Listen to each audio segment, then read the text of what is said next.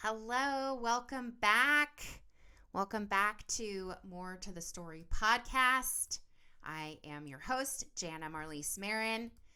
And in addition to this podcast, I also publish a literary arts magazine under the Gumtree. We publish creative nonfiction and visual art. And I'm also a book coach and an editor for women writing nonfiction. You can find out about Under the Gumtree at if I could speak, underthegumtree.com. You can find out about working with me and my coaching and editing services at moretothestory.co. This episode is brought to you by Cafe Santoro. And here I am drinking my coffee out of my Wonder Woman mug. You can't see it if you're listening, but it is on the YouTube video if you want to go over to YouTube and see my Wonder Woman mug. And I'm going to take a little sip of my coffee, my decaf coffee, and tell you a little bit about Cafe Santoro because it's a family business. Santoro is my maiden name. If you know me from my pre-marriage years, which has been almost 14 years now, I used to be Janna Marlise Santoro. Now I'm Janna Marlise Maron. And Cafe Santoro is a coffee shop in Northern California, about 30 miles. Oh, I should know that. 30 miles or so east of Sacramento, where I live. And in 2020, during the pandemic, my parents started roasting their own beans. So since then, well, not really since then, but in the last couple years, I've been harassing them and trying to get them to set up an online store so that their beans would be available for sale online. And, you know, we could have this whole new market. And my dad just kind of was like dragging his feet a little bit and didn't really spend the money on hiring somebody to do that. And so finally I said to him at the end of last year, you know what? I bet I could figure it out. Why don't you just let me do it? And so I did. And we soft launched the store a couple of weeks ago. So if you go to cafesantoro.com/Janna, Janna, you can shop for freshly roasted whole bean coffee from a boutique coffee roaster in Northern California, and you will automatically get a 10% discount applied to your first purchase with that code. It's a special code just for me and my listeners. And I got to tell you, I drink decaf. I've been drinking decaf for more than 10 years since my MS diagnosis. And this is the best decaf I've ever had. And I know I'm biased, but I drink this decaf, and friends of mine who don't usually drink decaf and try this, they don't believe it's decaf. It's that good. So, you know, obviously we have other types of roasts besides just the decaf, but that's what I drink, and so that's what I can speak to. But we have an Italian roast, we have an espresso roast, we have a house roast, which is we call our biggest blend. It's a blend and it's a dark roast.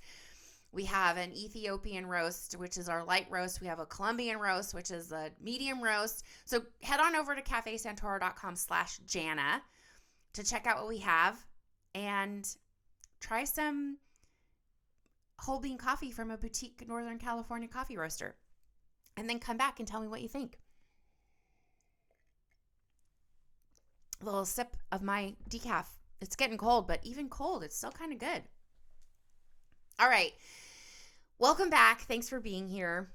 I'm going to talk a little bit more about what is a book coach and what does a book coach do. And it's on my mind for a couple reasons, because after the previous episode, it wasn't last week's episode, but the week before that. So if you want to hear the first episode where I talk about what is a book coach, what does a book coach do, go to moretothestorypodcast.substack.com and check out 2 episodes ago called What is a Book Coach? And I really get into like what a book coach does, what I do, how I work with clients. And one of the things I wanted to talk about on that episode and didn't, because it turned into kind of a long episode, was what is the difference between book coaching, editing, and ghostwriting? Because I do get that question quite a lot. Like, well, is book coaching or developmental editing the type of editing that I do? Is that ghostwriting, or is it the same as ghostwriting? So I'll talk about that later on, I'll get into that toward the end of the episode. I think will probably one of the last things I talk about today, because what is a book coach is on my mind again because of the 2 conferences that I went to last month in March. So this episode is coming out on April 14th, I think it is. Today is the 7th, and I'm recording it for next week. I was really proud of myself. I got all ahead, had all my stuff planned and ready to scheduled to post and publish while I was gone. And then I came home from the conference and I had to give myself a week of recovery. I was so tired. I was so exhausted. I was so out of it. And I was like, you know what? Everything is planned and ready to go for this week. So last week I didn't have to pressure myself into hurrying up and getting back to work and getting stuff recorded and written and scheduled because it was all ready to go. So I planned to give myself that time off. But now that I'm back from the conference, back from resting and recovering, now I don't have anything for next week. So I do have to get this together and ready for Monday, for a week from today. That's okay. I'm going to try and do 2 this week so that I get back on track with being a week ahead. So the book coach stuff is on my mind because going to those 2 conferences, I had one-on-one, I was doing 15-minute mini book coaching sessions. So I had several of those at both conferences. There were a lot of people, especially at AWP, talking about what they do professionally, how they help writers, editors, book coaches, writing coaches.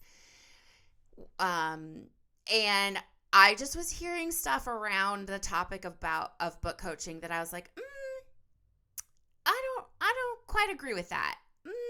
That doesn't really align with how I do things. And so I wanted to just continue that conversation and talk a little bit more about some of the things that I heard, why I disagree, why I feel like they don't align for me and the work that I do and how I function and operate with my clients. So first and foremost, one of the first things that I heard was that coaches and editors should be different people. And if you listen to my previous episode about how I work as a book coach, you know that I am also an editor. I primarily specialize in developmental editing, which is high level, big picture. You're still working on the book. You're still developing the book. That's where the term developmental comes from, right? You're still in the development stage. You're not in the fine-tuning stage. You're not in the copy editing stage. I have worked as a copy editor. I can work as a copy editor. It's not my favorite kind of work. It's not my best kind of work, because one of the things that I do with my clients is I really help them figure out what the story is, what's the story that they need to tell, how to tell it. And a lot of times resistance comes up. I have another story to talk about from AWP in a conversation that I had in one of my mini book coaching sessions that I will share in a future episode, where I'm just having a conversation with someone and she's trying to figure out what is missing from her book manuscript, and we kind of land on it. And she's resistant to it. And that's okay. We talk through it a little bit, but it's something that she had never thought about including in her book. It's something that had not occurred to her. But that's part of what I do is I, even just in conversation with someone who isn't a client, someone I'm meeting for the very first time, I can listen to them and hear how they're talking about with our story and what they're trying to do. And I can kind of draw out parts of their story that probably need to be in the manuscript that they hadn't considered including. And so that work from my perspective, from where I sit, that work is developmental editing. That work is, here's how you can develop your manuscript. Here is something to include in your manuscript. yeah, let me read it. Let me take a look and let me give you suggestions and input and feedback on how and when and how and where and when to do that. Where can you include this new piece that we're talking about? Where can you develop your manuscript to expand it in such a way that includes and addresses this new aspect that we're talking about? So, from where I sit, that is a combination of coaching and editing, because I'm coaching the author through thinking through their story, thinking about how to write about it, thinking about how to set up their life in such a way that they are more productive, thinking about when maybe they just need to take a break and step back and take some time away and then return. And when they're ready to return, what are they going to do? Well, I can read the work and give some recommendations and some suggestions and some direction around, okay, now that you're ready to dig in, here are the recommendations that I have for the work itself. Okay, so when I hear people talking about a coach and an editor should be a different person, first and foremost, I think maybe depends on the person. Like, that's not an absolute in my mind. It depends on the person. It depends on what the individual person's strengths and abilities are, where they can best help and serve the author, and not just the author, but the work that the author is trying to do. And sure, certainly, as I said in my previous episode, not all coaches are editors and not all editors are coaches, but they can be. And I don't know, maybe I'm a unicorn. I'm not going to go out there and declare myself to be a unicorn, but based on the way that I work and that I know what works and have seen what works with my clients, I am someone who can be both a coach and an editor. So similar to what I said in the previous episode about anytime, this wasn't even in the how to be a book coach episode. I don't think it was in the one about, do I need 100,000 followers to get a book published? And I said in that episode, well, who's saying that and how does saying that benefit them? Right? So I'm not out here preaching absolutes, and I never will preach absolutes, except for listen, gather the information, and then make the best decision for yourself. Become self-aware enough so that you can learn to trust yourself and your own intuition and make the best decisions for you. That's the only absolute you will ever hear me preaching. Okay, so coaches and editors should be different people. Sure, they can be, but they don't have to be. That's not an absolute in my book. Another thing I was hearing is don't become codependent on your coach or your editor. And first and foremost, I don't like the use of this word codependent, okay? I just did this whole episode last week about learning lessons the hard way and how I am coming to terms with being dependent because of the needs that I have, because of the physical limitations that I have given my chronic illness. Okay, so we all have limitations, whether they're physical, whether they're mental, whether they're psychological, whether they're spiritual. And sometimes we need help, and sometimes we need support. And sometimes that help and support is an ongoing relationship with a professional for a set amount of time. Right now, I engage clients on a 6-month or a 12-month basis, regardless of whether it's coaching only or coaching plus editing. And then after that time, they can continue to work with me if they choose to do that. And I have several clients who have been with me for years. And they're not codependent, because you know what they're getting out of their relationship with me is not just their relationship with me. They are getting a place to find mutual support and encouragement and accountability for the things that they want to accomplish in their creative life, in their writing life, in their publishing life. They're creating relationship with peers who are on a similar journey at similar places, if not exactly the same place. Maybe some are a little farther ahead than others. And those relationships are priceless.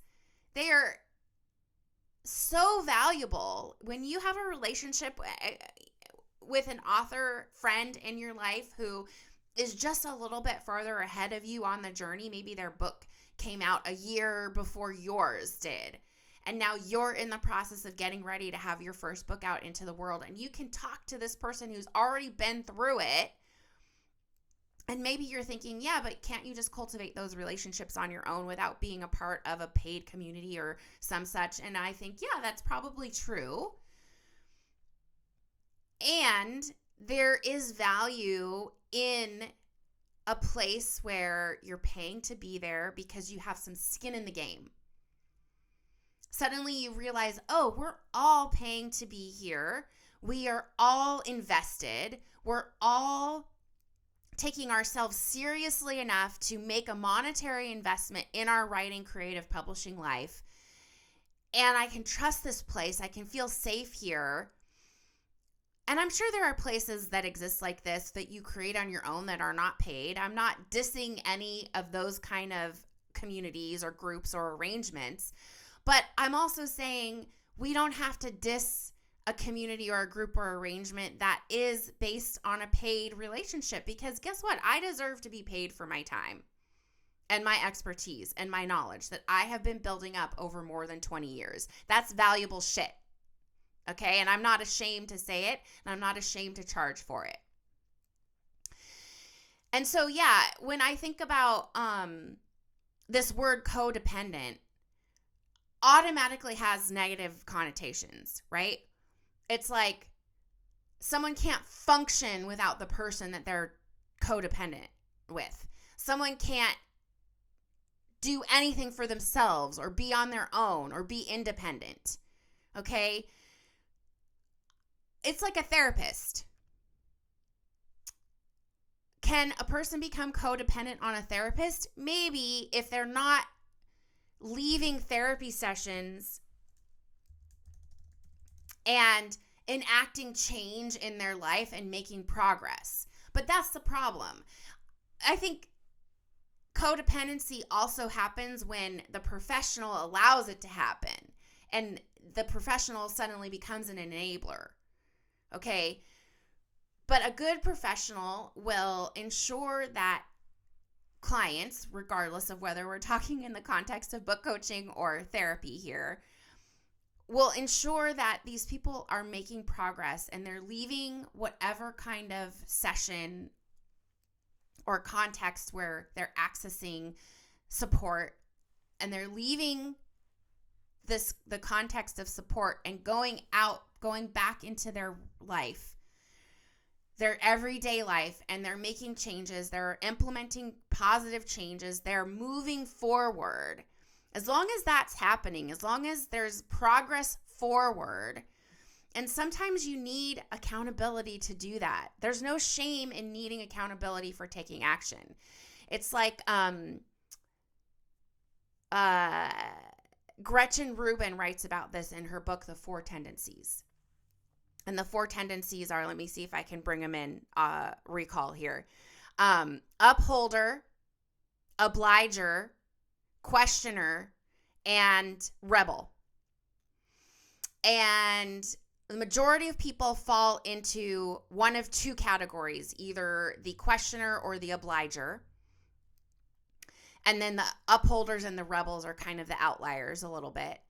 But this whole framework that she writes about in her book, and if you've never read the book, I highly recommend it. It was like a huge paradigm shift for me and my husband and in our relationship, because this whole framework is about how you not react, but how you respond to expectations. Both external expectations, meaning expectations that are placed on you by others, and internal expectations, meaning expectations that you place on yourself. So upholders, I think, are even less common than rebels. in the framework. I don't hold me to that. I'm not remembering that particular detail very clearly right now. But upholders are people who respond equally and uphold expectations, both external and internal. So regardless of whether the expectation is external or internal, they respond and uphold those expectations. Rebels are the opposite. They don't respond well to expectations at all, even expectations they have for themselves. They only do things if they want to do them. Questioners, I'm a questioner. Questioners are people who respond to internal expectations.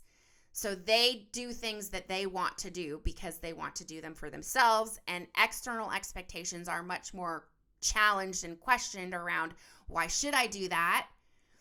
And as soon as questioners can internalize an external expectation by questioning and then saying, okay, yeah, I can get behind that, and they internalize the expectation, it becomes an internal expectation, and then they respond and achieve it. And obligers do not respond to internal expectations, only external expectations. And between the questioners and obligers, guess which one is the majority of people? Obligers. And so in the book, Gretchen Rubin uses this example of someone who was on the track team in high school and college, and now as an adult, they have a really hard time motivating themselves to go run. Like, why can't they run? They always ran for their whole life, all throughout high school, all throughout college. They were on the track team. They would run without any problem, get up, maintain a training schedule, running on a regular basis, and like it was no big deal. But now, why can't they do it anymore?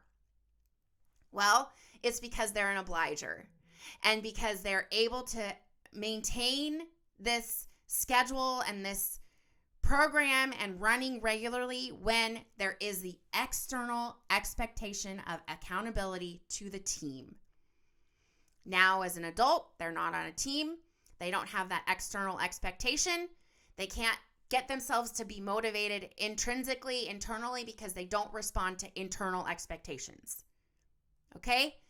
So when we're talking about codependency here, I think in terms of creative work especially, we just need to kind of even throw it out the window and first and foremost ask ourselves, how do we respond to expectations? If we are not somebody who responds to our own internal expectations, then yeah, we need the external expectations to get us motivated and to get us to take action. And there is nothing wrong with that. And so if a group or a coach or whatever you need to do to get yourself that external accountability and help you to keep taking action and moving forward, there is absolutely nothing wrong with it, and it is not codependent. Damn, mic drop. I feel like I could just end the episode right there and just be like, thank you for coming to my TEDx talk. Maybe that should be a TED Talk, not just a TEDx talk, okay? But there are a few other points that I want to get through on this episode. So another thing that I was hearing, again, and this is another like absolute, was that coaches must be published in the genre you are trying to be published. Now, I agree with this on I partially agree with this, but not fully agree with this, because the word I would change here is not published, but work in or write in, or, coaches must be published in the genre you are trying to publish. No, coaches must be well-versed in the genre that you are trying to publish. For example, I only work with nonfiction writers. I will not work with writers who are poets or fiction authors because I am not familiar with those genres. Sure, I studied them in grad school. That was part of my MA. But my chosen genre of focus and expertise is nonfiction, and so I only work with nonfiction authors. Am I published in the genre? Well, I don't have a book published yet, and I'm going to say yet because I do believe that I will have a book published at some point in the future. However, I have a complete manuscript. I have a second manuscript in the works. I have spent time querying agents. I have had agents request my full manuscript and my book proposal. I have written a book proposal. I have submitted my manuscript to contests. So although my book is not published, I am still doing all of the work that I'm coaching my authors to do, that I'm coaching my author clients to do. And so when we have this absolute that coaches must be published in the genre, this little flag or this little antenna of mine goes up and I say, wait a second. That's an absolute that isn't exactly true, because my clients are getting published and I'm not published. And we're using the term published here to talk about books, because I have had smaller pieces published. I have also worked previously as a newspaper staff writer and as a magazine editor, and so I've been published in newspapers and magazines. So we're talking here specifically about a book. Okay, so I would say we want to look more at the coach's track record rather than the coach's publishing record. Because publishing is something that you don't have control over. Unless you self-publish, you cannot control if you get an agent. You cannot control if you get a book deal. You cannot control if you win a manuscript contest. And this is something that I coach my clients through, the only thing you have control over is whether you finish the book and whether you've written the best book that you possibly can write. That's the only thing you have control over. So focus on those two things, which is what I focus on with my clients. And then we can focus on, you also do have control over the quality of your submission materials in terms of your query letter, your book proposal, and whether or not you actually send that stuff out, whether or not you actually query or submit. We're talking again about taking action. So yes, those are the things that I focus on with my clients. I focus on what they can actually take action with and what they can actually control. Okay? It's not my fault I haven't been published. I have a book. Will someone please come publish it? I mean, I guess I could self-publish, but guess what? That's not the path that I've chosen for myself. That's not the path that I want to pursue. And so basing whether or not you work with a coach on that criteria, I think is very limiting and short-sighted. Okay, now I need to take a sip of water, excuse me. Okay, so now the difference between coaching and editing and ghostwriting. One of the other things that I was hearing at the conference is that the difference between editing and coaching is that editing is prescriptive and coaching is never prescriptive. And I'm not sure I would agree with that either, only because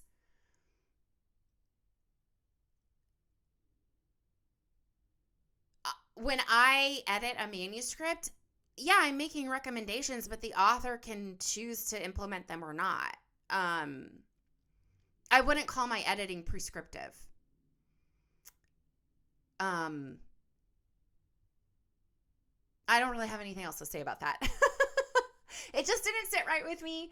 And I'm not a very, it's kind of funny because there is a fine line between like just telling people what to do and helping them figure out how to do what's best for them, which is really where I kind of live, is in that sweet spot. Because I do tell people what to do. I'm hearing them talk and things are coming up for me, and immediately I'm like, oh, well, what about this? What about this? What about this? And I do sometimes prescribe a path or a suggestion or a strategy, but it's never like, here, go home, do these 5 steps and all your problems will be solved. It's very much more back and forth collaborative with whoever it is that I'm working with, asking questions about, well, what do you think about this? How does that feel? Have you thought about, and so the nuances, I would never call that prescriptive for what it's worth. Anyway, that gets me to the difference between not necessarily between coaching and ghostwriting, but between editing and ghostwriting. Because I do get this question a lot, like, isn't developmental editing the same as or very similar to ghostwriting? And I would say absolutely not. But of course, like everything else, there is some nuance. Okay, so let me get into that a little bit. Ghostwriting is when someone else, some other writer, does 100% of the writing on your behalf. And depending on the contract you have with the ghostwriter, they may or may not get credit. So sometimes you'll see books where it's like the author's name, the main author's name, and it'll say with so-and-so. Well, that with person is the ghostwriter. Generally, that's what that means. But oftentimes, the author has a contract with the ghostwriter where they don't get that type of credit. So ghostwriting can be kind of thankless. I mean, it pays really well. And if writers and authors are happy with just getting paid well without getting the credit for their work, then great, more power to them. That's not the type of work that I want to be doing. So ghostwriting usually involves several interviews where the ghostwriter is interviewing the subject, the author, the person who's going to be the quote author of the book, to collect as much information as they can, stories, experience, anecdotes, etc., which they take and then they use that to write the manuscript. And if the person they are writing for has any material written on their own, they will take that and sometimes use it, sometimes not. If they do use it, they usually completely rewrite it. So hence the overlap or the potential perceived overlap with editing. But developmental editing, on the other hand, which is the type of editing that I do, this involves a thorough, in-depth review of the manuscript with feedback on what's working and what's not working and recommendations for revision. It's a holistic review of the manuscript, looking at all of the craft elements, including the opening, introduction, structure, pacing, showing versus telling, conflict, setting, context, voice, point of view, language, etc. There are some others. And there are people who offer both editing and ghostwriting. But my professional opinion is that when someone who focuses on one, either ghostwriting or developmental editing, they're not as strong in the other, which is absolutely true for me because I certainly can ghostwrite and I have for projects in the past, but it's not my strongest skill. And frankly, I don't enjoy it. So I shouldn't be doing it. And that's why I don't do it. So I've mentioned this in the previous episode on book coaching, that I personally don't separate my editing from my coaching. So my style is very much editor. I review the feedback, review the manuscript, I give you feedback, and then coach, meaning I deliver all of my feedback and then coach my clients through the process of making those revisions. And in my opinion, the biggest difference between ghostwriting and developmental editing is that when you work with a developmental editor or someone like me, you are doing all the work with professional guidance. And what I've seen in my clients as a result is incredible growth and expansion in their ability and confidence as writers. And ghostwriting is generally for people who want to be an author without doing the work of being a writer. And my instinct tells me that if you're here listening to this podcast or following me in any way, it's because you want to be a writer. And I commend you for that because it does take hard work and dedication, but it can be fun. And even though the work is hard, it can come easily if and when you incorporate and foster that type of environment for yourself. So, okay, I'm going to stop there because I don't want this to turn into a super long episode. I do try to keep my episodes around 30 minutes, but I think the previous book coaching one is closer to 45. So listen on time and a half, listen on double time. It's fine with me. I don't mind. Thanks for listening. Thanks for being here. If you have any questions about today's episode, head on over to morethestorypodcast.substack.com. Drop them in the comments. I will respond there. I love hearing from you. I love having a little bit of back and forth. Still trying to grow the podcast subscription over on Substack. So head on over there. Check out the show notes. The links for everything that I mentioned today will be there. Thanks to today's sponsor, Cafe Santoro. Check out cafesantoro.com/Janna for 10% off your first purchase. I am Janna Marlise Maron. I'm your host. You can follow me on Instagram at Janna Marlise. You can follow Under the Gumtree on Instagram at Under Gumtree.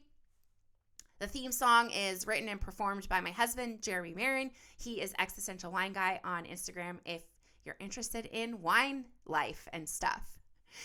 Thanks for being here. Thanks for listening. And I'll talk to you again soon on the next episode of More to the Story.